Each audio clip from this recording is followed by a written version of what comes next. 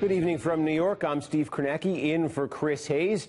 There are now just 8 days left in 2015. It's a year that we learn the rules of political gravity no longer apply, at least when it comes to a man whose presidential candidacy was greeted as a joke when he announced it, but who has since managed to insult and offend his way straight to the front of the GOP pack. With less than 6 weeks now until the Iowa caucuses, a new poll today shows Donald Trump utterly dominating the Republican presidential field with nearly 40% support now. That's more than double that of his nearest rival, Senator Ted Cruz. On Monday, Trump declared Hillary Clinton's use of the bathroom at last weekend's debate, quote, disgusting, and he used what some say is a vulgar and sexist term to characterize her 2008 primary loss to President Obama. Now, Trump claims he wasn't using the term in a vulgar way. Well, to me, it always meant to get beaten badly. I mean, and that's what happened with Hillary Clinton. She got beaten badly. But to me, that's really a reference to getting beaten and really, pretty decisively. And when I said it, nobody in the audience thought anything about it. They clapped. They didn't view that as being a horrible thing. In an interview with the Des Moines Register out today, Clinton said she is not surprised by Trump's Monday night statements. She argues that comments like that are the reason for his success. Nothing really surprises me anymore. I don't know that he has any boundaries at all. And his bigotry, his bluster, his bullying have become his campaign. And he has to keep sort of upping the stakes and going even further. Now, since the launch of his presidential candidacy, Trump has been making the sorts of incendiary statements that prompted all sorts of predictions that his campaign was finished. Back in October, Jed Luggum of Think Progress tallied 33 different instances where pundits declared the beginning of the end of the Donald Trump candidacy. And certainly there have been plenty more claims like that since then. None of them, of course, have come to fruition. Yet since Trump entered the race back in June, his support has only trended upwards, with many of his most divisive statements not hurting him, some seemingly giving him a boost. Nothing has brought him down to earth, really, not deeming some Mexican immigrants rapists and criminals, not attacking John McCain's war record, not feuding with Fox News, not insulting voters and rivals in strikingly personal terms, not his mockery of a disabled reporter, or calling to ban all Muslims from entering the United States. Through all of this and more, Donald Trump has not just survived, he has thrived. Joining me now are Robert Costa, national political reporter at The Washington Post and an MSNBC contributor, Lynn Sweet, columnist and Washington bureau chief at the Chicago Sun-Times, and David Frum, former George W. Bush speechwriter and a senior editor of The Atlantic. He is also the author of the news story, The Great Republican Revolt. And David, because of that, I want to start with you. I read this yesterday, and I thought this was the best explanation of the rise of Donald Trump and Trumpism over the last 5-6 years in the Republican Party. What I took away from your piece is that what Donald Trump is exploiting is the failure of the Republican Party and the failure of the media, for that matter, to understand what the Tea Party uprising was all about in the first place. Right. Right. There was this big effort to sell the Tea Party as this mass movement in favor of the Wall Street Journal editorial page. Free trade, deregulate banks, and that was never true. The Tea Party uprising was an uprising of middle-income Americans, whiter than most, a little older than most, people typically in their early 60s, who are really worried about their claims on the state. They were looking forward to that, to claiming Medicare, to claiming Social Security 2 or 3 years later. They were much worse off in 2010 than they thought they were going to be back in 1990. Remember, the typical American household is making about $4,000 a year less today than it was before the recession, and less still than it was making in 1999. This was a movement in defense of the acquired rights of people who felt they'd paid into the system against new claims. And the Republican Party then turned around and said, right, what you want is the Ryan plan. You want to have Medicare phased out for people under 55. And that's not what they wanted. And they rejected it in 2012, and the party did not get the message. It doubled down. It offered them George Bush with $100 million to make them like George Bush, Jeb Bush, I beg your pardon.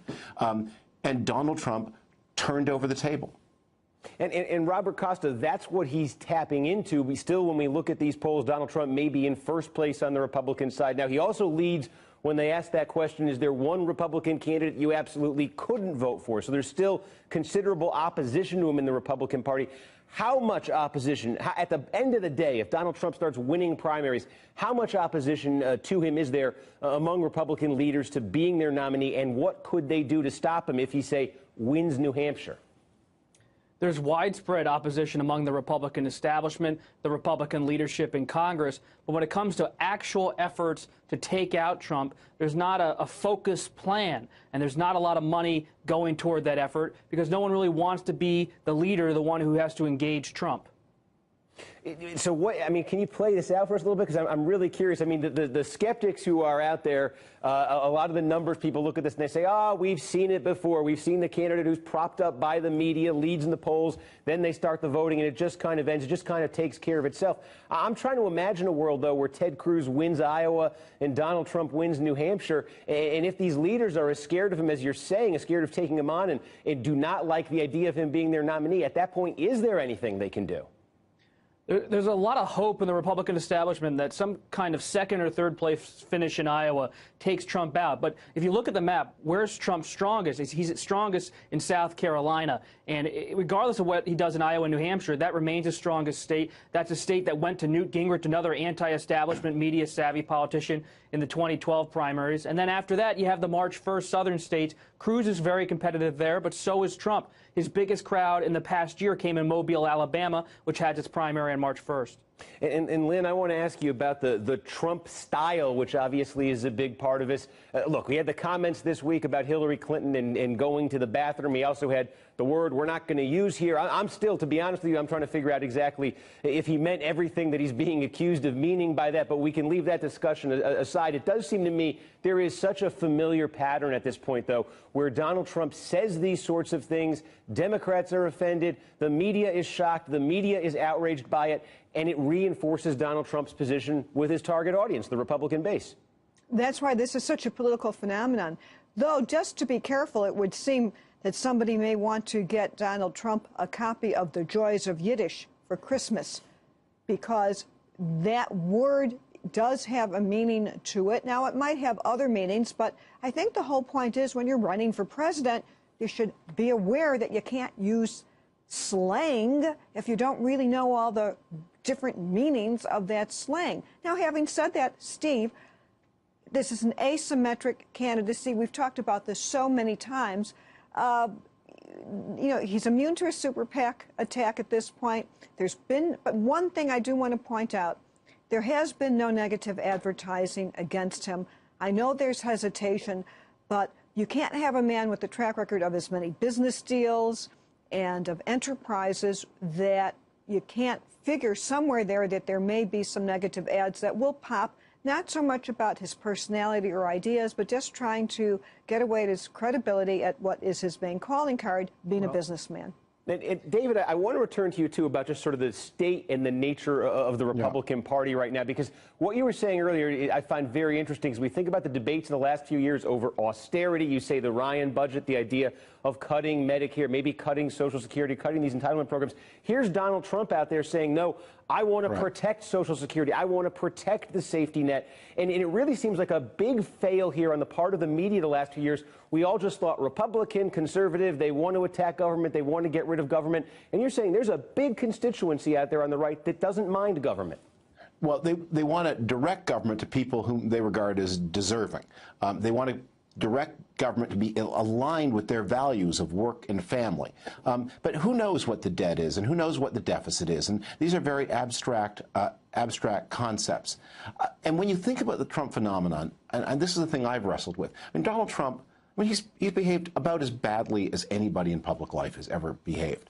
But he is supported by hundreds of thousands, maybe millions of your fellow citizens who are the same level-headed, basically decent people with whom you go to the grocery store and community activities. They're your fellow citizens. They're the same people they always were. And so the mismatch, the thing that has to be connected is, why do people who are decent and level-headed, why do they respond to this? And maybe they don't have better alternatives. Maybe they feel they've been left behind. And the challenge for Republicans, there's a huge eagerness in the Republican Party. They're just, waiting to see the whites of his eyes, to unleash the negative ads. But the challenge of saying, go past Trump to the people who support him, understand them, find out what's bothering them, find out, is there some way to take their unhappiness and direct it in a socially positive way. That is what the party is not doing. My article suggests some ways that the Republican Party might do it, but frankly, there's not a lot of evidence that that's going to happen anytime soon. Robert, actually, that's the job. Go ahead quickly, Robert, then you, Lynn. Go ahead, Robert.